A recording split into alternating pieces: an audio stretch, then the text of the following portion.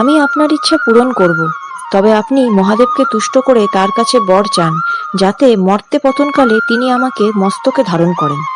ভগীরথ কৈলাসে গিয়ে মহাদেবকে তুষ্ট করেন এবং মহাদেবও গঙ্গাকে মস্তকে ধারণ করতে সম্মত হন। বর্তমানে পশ্চিমবঙ্গের মালদার কাছে পদ্মমণি নামক এক মুনির সাথে ভগীরথের দেখা হয়। তিনি গঙ্গাকে আরো পূর্বে নিয়ে যেতে চান, কিন্তু ভগীরথ রাজি হন না। তখন ভগীরথের প্রস্থানের পর ছলনা করে পদ্মমণি, গঙ্গা জল আমাদের জীবনকে পবিত্র করে।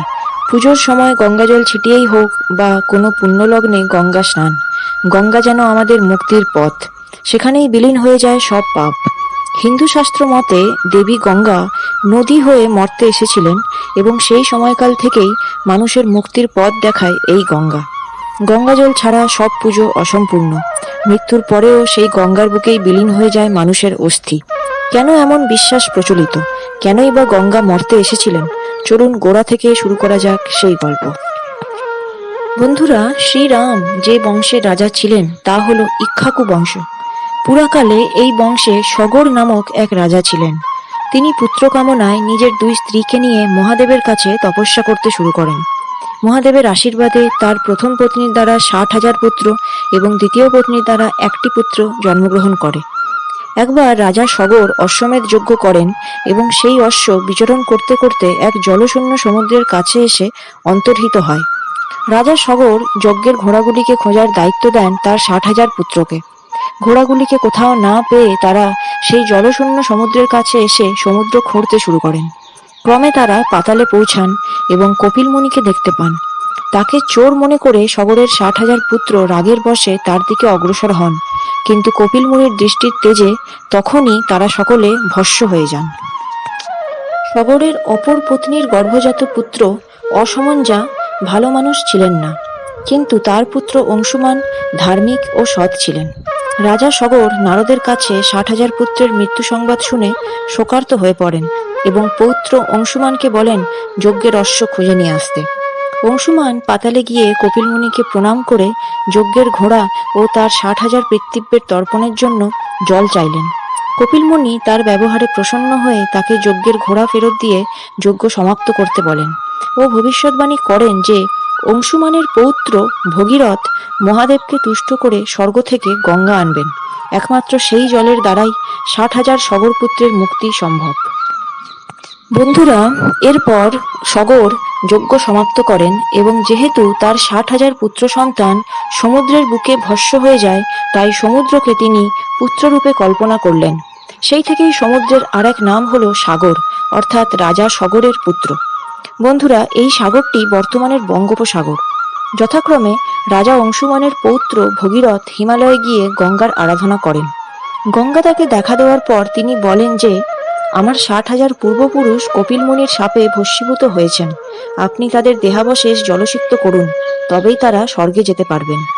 গঙ্গা বলেন, আমি আপনার ইচ্ছা পূরণ করব, তবে আপনি মহাদেবকে তুষ্ট করে তার কাছে বর চান, যাতে মর্তে পতনকালে তিনি আমাকে মস্তকে ধারণ করেন।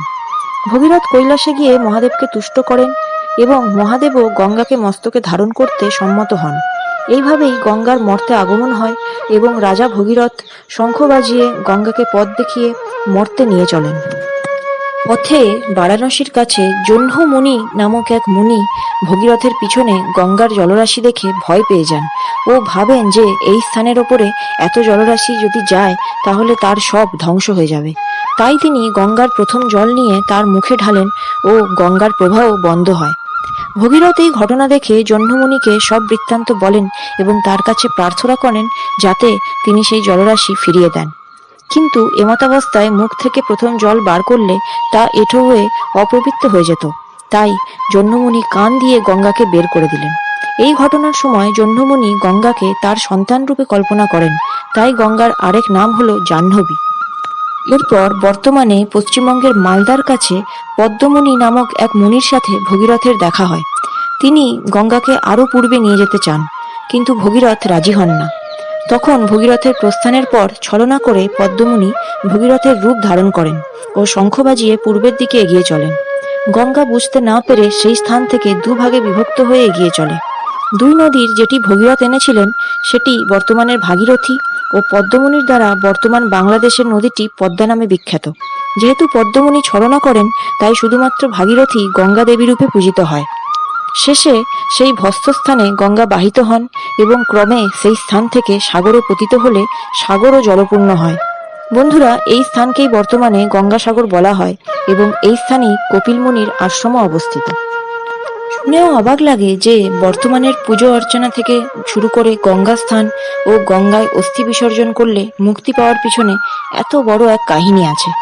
এছাড়াও মহাভারতে গঙ্গার নিজের সন্তানদের তথা অভিশাপে জন্ম নেওয়া অষ্টবসুদের গঙ্গায় ভাসিয়ে দেওয়ার পিছনেও এই একই কারণ বর্তমান। বন্ধুরা, আমার আগের একটি ভিডিওতে আমি তা নিয়ে আলোচনা করেছি। ডিসক্রিপশনে দেওয়া লিঙ্ক থেকে আপনি গল্পটি জেনে নিতে পারেন। আর অবশ্যই আজকের গল্পটি কেমন লাগলো তা জানাবেন। চ্যানেলটি সাবস্ক্রাইব করে দেবেন যাতে ভবিষ্যতে এমনই অনেক ভিডিও আপনাদের উপহার দিতে পারি। ভালো থাকবেন। ধন্যবাদ।